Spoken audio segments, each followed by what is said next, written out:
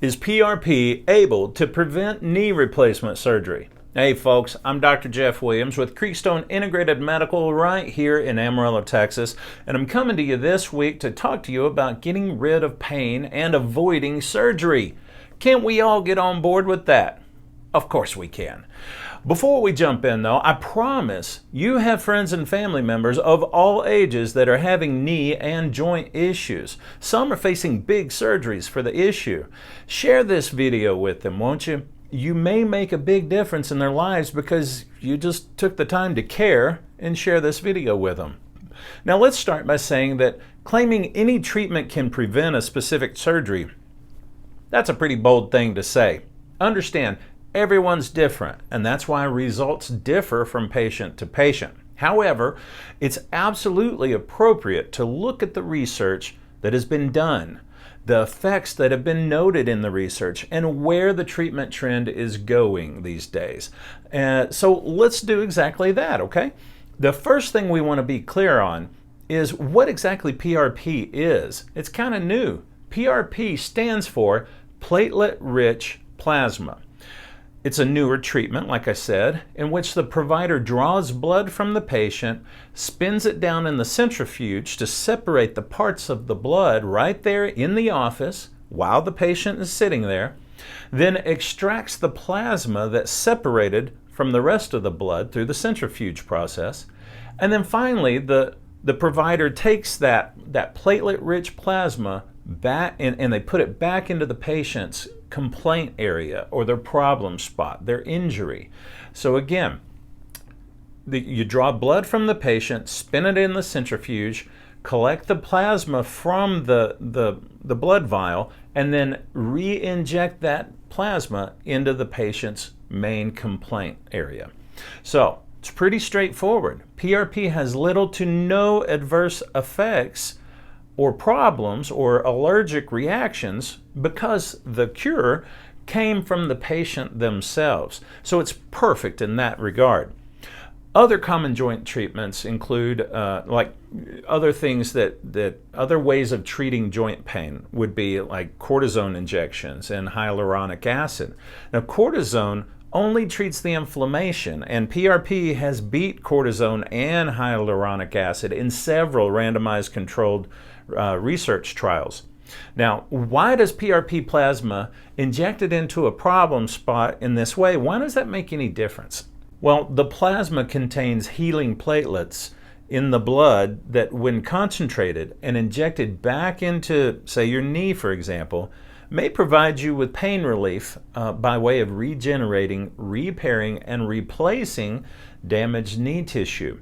What is becoming more and more clear about PRP for knee pain is that it's more effective when part of a cycle. If you've heard that one shot didn't fix it, well, there's a reason for that.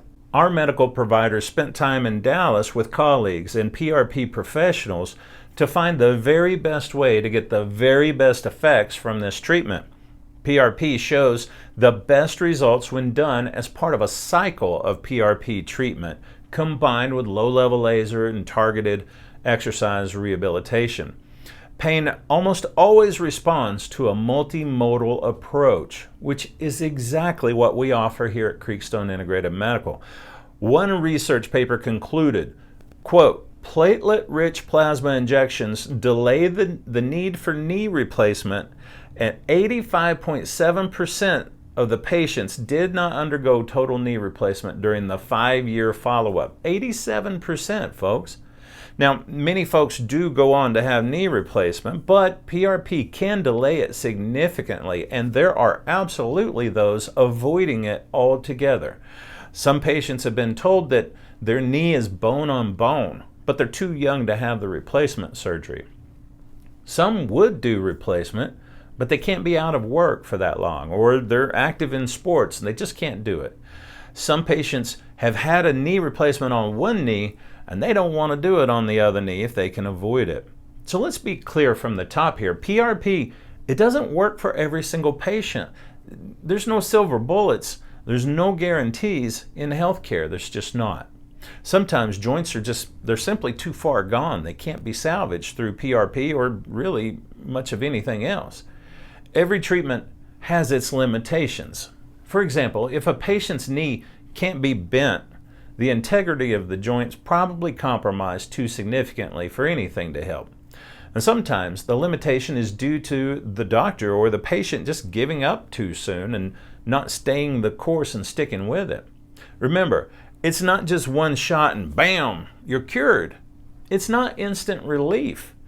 Cortisone, for example, treats inflammation and can have a fairly rapid effect on the pain level. So people want to compare cortisone with PRP. However, cortisone shots, those are short-lived and they do nothing to rebuild or repair the joint. While cortisone can indeed be fast-acting and effective short-term, the research is piling up about the detrimental effects of cortisone injections. They're actually being shown to be bad for the integrity of the joints long-term. Now, PRP can sometimes feel a little worse in the beginning, or maybe there's just no pain relief at all for just a short bit.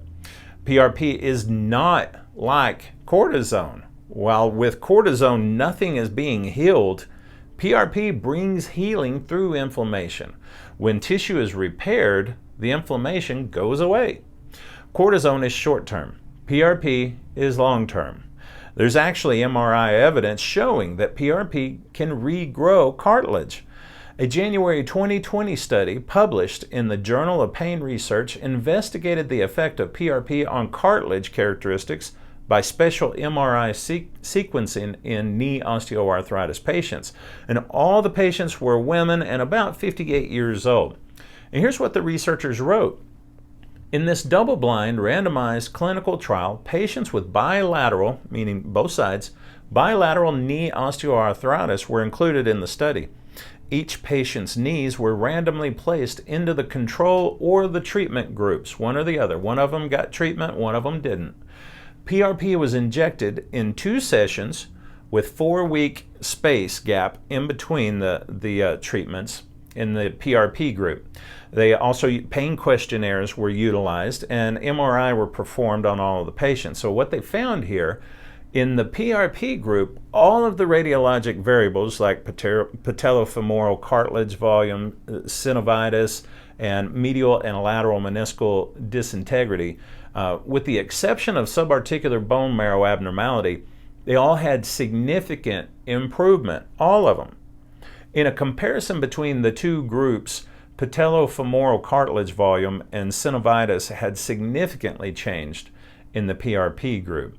So the conclusion was, quote, in this study, in addition to the effect of PRP on pain, there was a significant effect on radiologic characteristics. Wow, that's impressive, right? I'm telling you, this PRP is outstanding. What we are coming to understand as well is that if an office practices a single shot injection technique, sometimes it's going to help, but long-term and overall, it likely won't help. Single PRP shots rather than a cycle of them may only be a temporary fix because the single shot didn't address the cause of the damage, which is typically the knee instability. Knee instability is noticed when it feels kind of loose and it wobbles a little bit. Maybe it feels like it could give out at times. Common sense tells us and patients that one shot of PRP, it can patch problems with cartilage a little bit, but cannot stabilize the entire knee, not one shot. PRP will not work if it's considered a one-shot treatment and offered in a similar manner to, say, cortisone. It's not the same stuff. One shot and done. No. Once again, PRP therapy should be considered to be a process, long-term and performed in a cycle. For some patients, we may see them in our office periodically for 3 to 6 total visits per area treated. Here at Creekstone, our family nurse practitioner is our medical professional. He is trained in PRP therapy and performs PRP treatment right here in our Amarillo clinic. So make sure you call us at 806-355-3000 to set up your PRP therapy today. One of the most exciting things about PRP treatment is that it's not just for the knee. Here at Creekstone, we can use PRP to help treat shoulders, knees, hips, ankles, plantar fasciitis, carpal tunnel, hair loss even, elbows, and just so much more. The possibilities for PRP at this time appear to be just almost endless and absolutely exciting. If you're watching on YouTube, please subscribe, comment, and share. If you're on Facebook, like, comment, and share. We would appreciate your help. And I know your friends and family that are searching for answers, they would appreciate it too. Sharing is caring, right? Until next time, be safe, and we'll see you then.